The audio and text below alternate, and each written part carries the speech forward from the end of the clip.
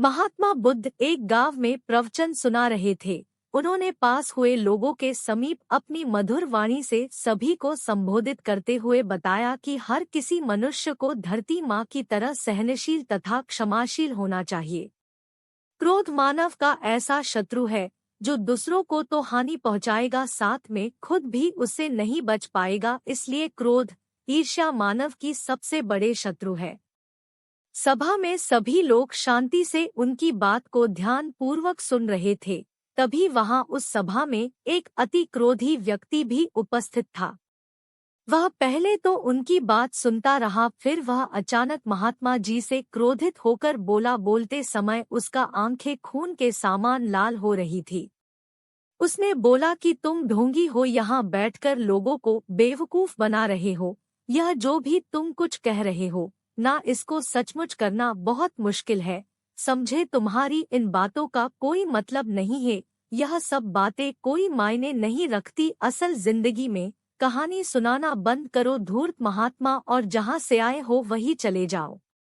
ऐसे कठोर वचन सुनकर भी महात्मा जी ने उस क्रोधी पुरुष का कोई विरोध नहीं किया और न ही उसकी बातों पर कोई भी प्रतिक्रिया दी। वह शांत रहे और अपना काम करते रहे, जिससे वह पुरुष और भी क्रोधित हो गया। उसकी समझ नहीं आया वह क्या करे। तब उस पुरुष ने महात्मा जी के मुंह पर थूक कर चला गया।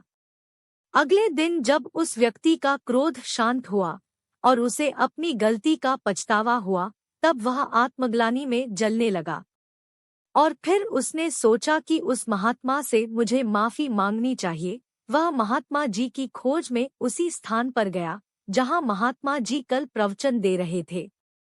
लेकिन महात्मा जी वहां कहाँ मिलने वाले थे। वह तो अपने शिष्यों के साथ अन्य किसी गांव की यात्रा पर निकल पड़े।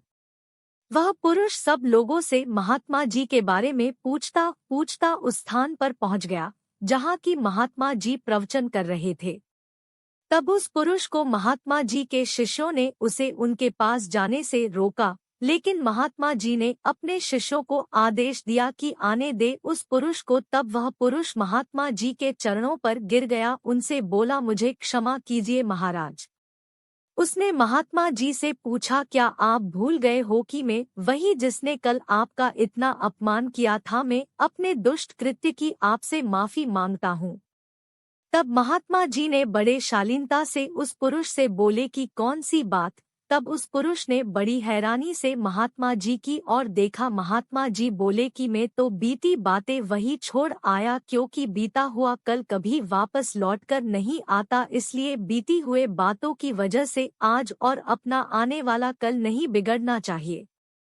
जो हो गया सो हो गया। तुम्हें अपनी भूल का एहसास हुआ, यही सबसे बड़ी बात है। तुम अपनी गलती को मान लिए, सो तुम अब निर्मल हो गए हो। इसलिए कोई भी ग्लानि अपने मन में नहीं रखो। अपने आने वाले कल के बारे में विचार करो और उसे सुधारने का प्रयास करो। महात्मा जी की बात सुनकर उस पुरुष के मन का भार हल्का हो गया और उसने महात्मा जी के चरणों को पकड़कर कहा, आज से मैं अपने क्रोध का त्याग करता हूँ और धैर्यवान और क्षमाशील होने का प्रण आज से लेता हूँ। तो दोस्तों, हमें इस कहानी से यह प्रेरणा मिलती है कि यदि अपने बीते हुए कल की गलती को लेकर हमें वर्तमान में उसका पछतावा न कर, उस गलती को हमें अपने भविष्य में कभी नहीं करना चाहिए, क्योंकि दोस्तों बीता हुआ कल कभी लौटकर वापस नहीं आता। तो अगर आपको महात्मा गौतम बुद्ध की इस कहानी से कुछ सीखने को मिला हो तो अपने दोस्तों के साथ इसे जरूर शेयर करें।